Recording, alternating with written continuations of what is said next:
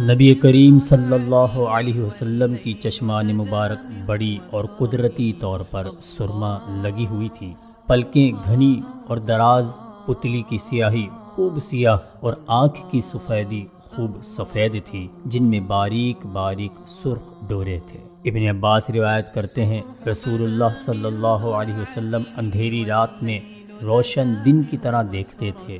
رسول اللہ نے فرمایا، مجھ سے تمہارا رکوع اور خشوع پوشیدہ نہیں، میں تم کو اپنی پیٹھ کے پیچھے دیکھتا ہوں۔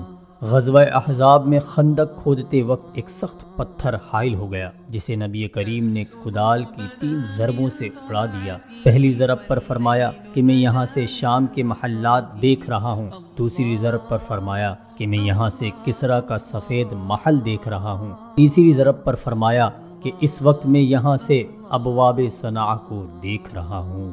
6 جہت سمت مقابل شب و روز ایک ہی حال، دھوم و نجم میں ہے آپ کی بینائی کی، فرش و عرش سب آئینہ ضمائر حاضر، بس قسم کھائیے امی تیری دانائی۔